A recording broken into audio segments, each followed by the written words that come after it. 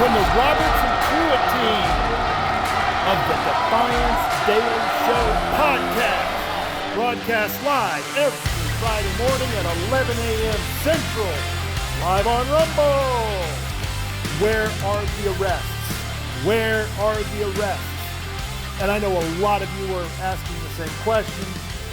Some of you may be, I don't know, thinking, well, it's going to take more time, or some of you may be thinking it's never going to happen, all across the board. And again, I'm mostly speaking, or I am speaking to our house. I'm talking about people who are conservative, traditional.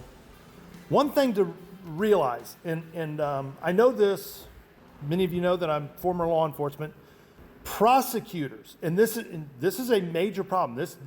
This creates a lot of corruption within our justice system, especially at the federal level. Federal prosecutors, the FBI, Department of Justice, this is prevalent. They will never go after anyone, regardless of the offense. They're never going to indict anybody unless they are 99.99999% positive that that person is going to be found guilty, or they're going to plea out. In other words, at the federal level, prosecutors will never take on a case unless they know for a fact, take it to the bank, sign, seal, deliver, they're going to win. Where the corruption comes in, and we see this over and over and over again, federal prosecutors, investigators, i.e. the FBI, they not only are just willing to plant evidence and to ensure that whenever they indict someone, that they will win, and they will make sure that that person will be incarcerated or at least guilty of people who have been railroaded. Hell, they tried to do it to Trump. And the main reason Trump was able to avoid a lot of that was simply because he had resources. Most people the feds go after don't have millions and millions and millions of dollars in a war chest to fight a federal prosecution. Look at General Mike Flynn, what they did to him. He's a perfect example. I say all that to say this, and I hope I'm not confusing here. When we ask, where are the arrests? Now, I do not trust Pam Bondi. Sorry guys, just don't trust her. I don't think she's the right person for that job. I want to trust Cash. I want to trust Bongino. Obviously, I don't know any of those people. I don't know them. I know of them. I know what I've heard from their interviews. I probably know more about Bongino than anybody else because I used to listen to his podcast.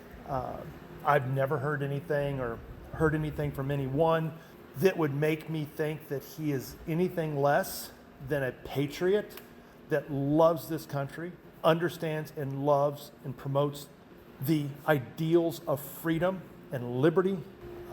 And I have no reason to believe that for any reason they have been corrupted or compromised in any way.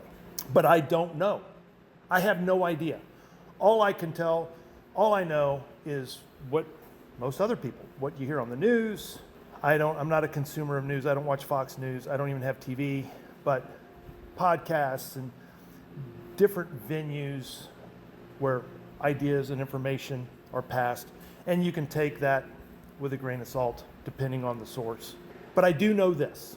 Federal prosecutors will not bring charges against somebody unless they know for a fact that they will win in court, or they'll what they always want is a plea deal. They want somebody just like what Michael Flynn did.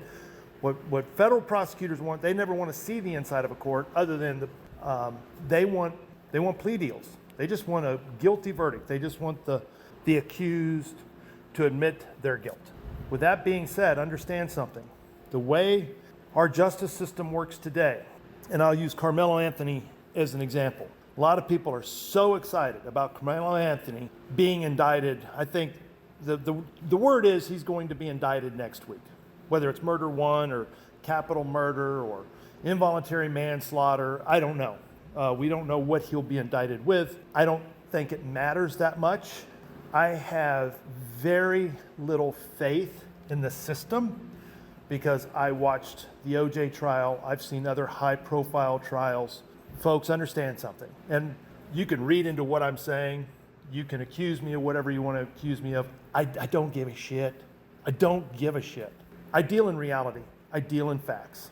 If they charge Carmelo Anthony with capital murder, and it's either life in prison or the death penalty, it doesn't matter. The way our justice system works is you go before a jury of 12, and that jury of 12 must be unanimous in their verdict of the accused. In other words, if 11 people say guilty and one person says not guilty, you have what is called a hung jury. And you can look up the difference between a hung jury and a mistrial, things like that, but it's called a hung jury. If that persists, at some point the judge, he can keep sending them back to the conference room where they deliberate, and it's completely up to the judge how long that process goes. He can make it uncomfortable on the jurors, and he can basically say, look, you better come up with a unanimous decision one way or the other. Judges don't like hung jurors. So all it takes in a jury box on this Carmelo Anthony case, no matter, I've had people have said, oh no, this is way different than the OJ trial. Man, there's 30 witnesses and this. Folks, none of that matters. Do you know what the preponderance of evidence against OJ was in his murder of Nicole Brown System and Ron Goldman? It was well, yeah, but there was a racist cop. Folks, look. Here's why OJ went free. Because there were a number of blacks in the jury box that no matter what the evidence was, there could have been 1,000 witnesses that saw OJ cut Nicole Brown Simpson's head off.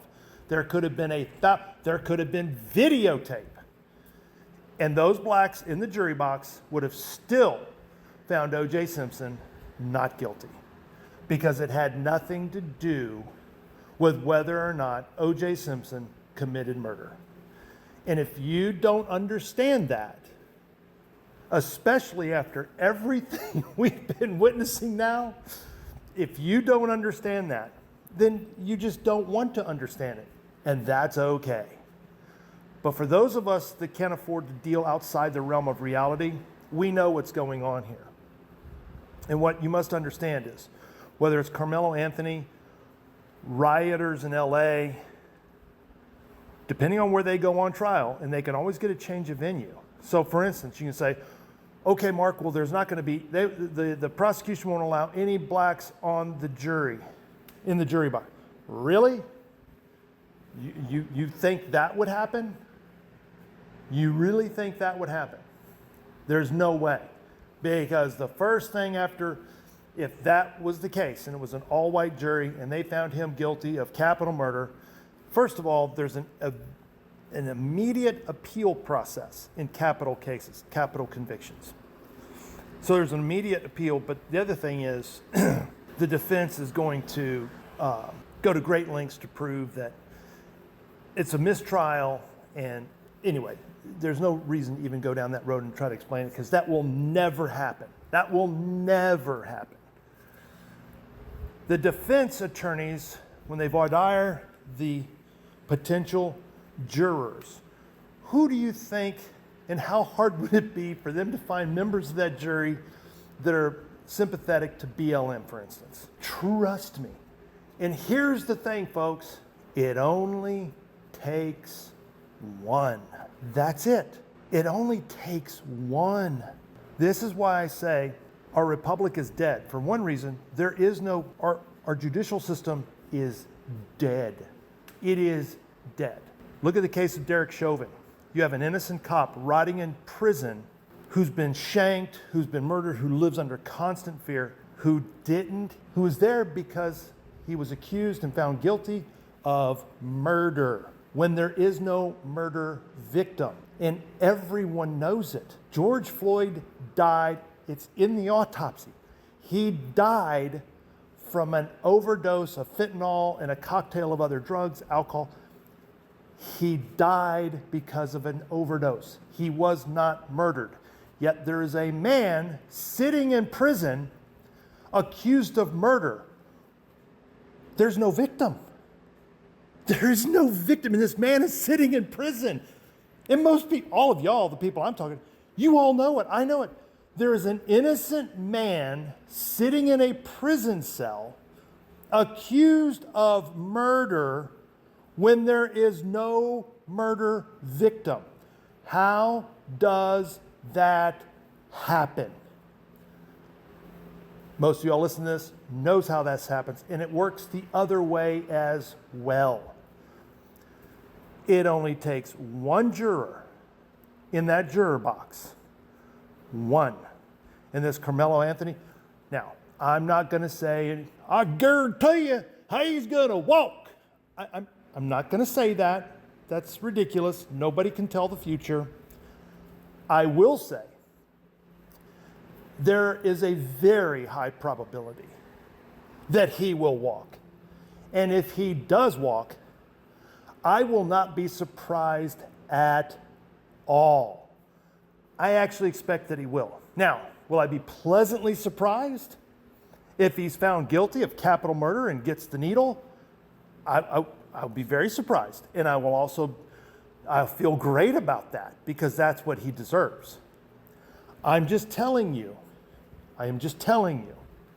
the chances of that guy, I'm being nice, I'm just calling him a guy. I'm not going to call, being convicted and going to prison for life or facing the needle.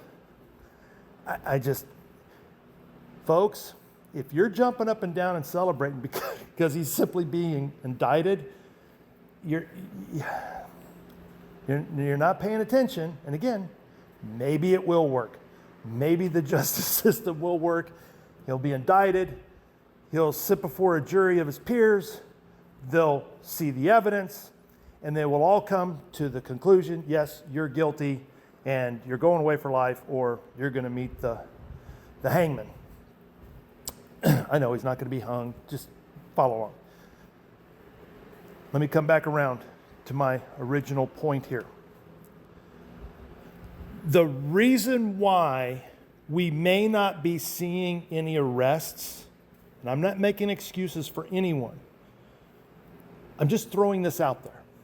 But it's possible the reason we're not seeing any arrests of these politicians, corrupt politicians, FBI agents, things of this nature. Now, a lot of them,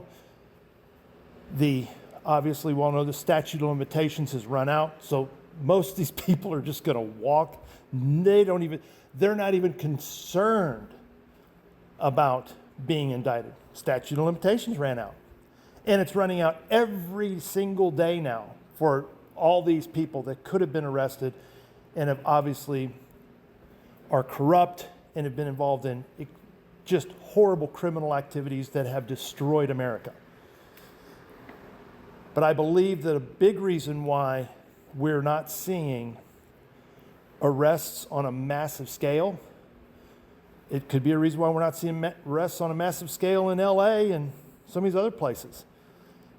Because if those people go to trial,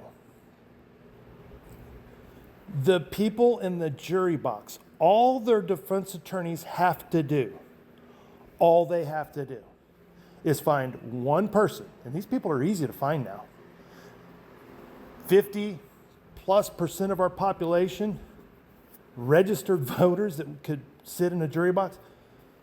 Folks, they're not Americans. These are communists. These are illegals. These are or maybe they're legal immigrants, but they're not American. They're not interested in being American. They're not assimilating. They wave their whatever country they're from. They're still waving their flags, or they're just full-blown communists, Democrats, enemies of the state. They're enemies. 50% of our population. So it's not hard to get one juror in a jury box anywhere in pretty much anywhere in the United States, at least in all the major cities. Any of the major cities. The defense attorney for whoever has been indicted, all they got to do is find one juror that they know is politically motivated, does not care what the evidence is. They just hate Donald Trump and they hate MAGA people and anybody associated with MAGA people, and they will sit in that jury box and say, not guilty. Even if 11 other jurors, even if the evidence is beyond, it's shut, open and shut, this is a cakewalk, this person is guilty, doesn't matter. They will find at least, and all it takes is one juror. And all these people walk. And I believe that the handful of prosecutors, the handful of FBI agents that are not full-blown communists, not full-blown globalists, those that may still be American in some way, I think they know that any of these cases of politicians, members of the Department of Justice, if they were indicted, their trials would be set in places like Washington, D.C., or New York, any major city. And they know for a fact, they know they'll never be able to put a jury in place that will be able to find the person, whoever it is, whoever they indict. They'll never be able to find a Democrat guilty in a court of law. And so they're just not going to arrest these people. Our justice system is that broken. So anyway, I want to leave you with that. Not to be a downer. This is just a fact. Believe me, folks, we can fix this. Americans can fix this literally overnight if ever we decide to pull our heads out of our ass, organize, and just do what has to be done. I'm not saying it'd be easy. I'm not saying it would be pretty. I'm not saying it would just, be, oh yeah, no big deal. What it's going to take to fix America is very ugly. But if we, the people, are unwilling to do it, then it's only getting worse, folks. This is only getting worse. And we just need to come to terms with it. And we just need to decide what we're willing to put up with. And obviously right now we're still willing to put up with this BS. So anyway, with that, hey, don't forget to tune in to the Defiance Daily Show with Roberts and Pruitt every Friday at 11 a.m. Central, live on Rumble. These are some of the things we talk about. We also talk about a lot of funny things. Got some comedy, got some humor, got some silliness, because it doesn't need to be all about news. It doesn't need to be all about, serious commentary. We've got time in our show to have a little fun as well, and we enjoy doing that. So God bless you guys. God bless America. God bless Texas. See y'all on Friday.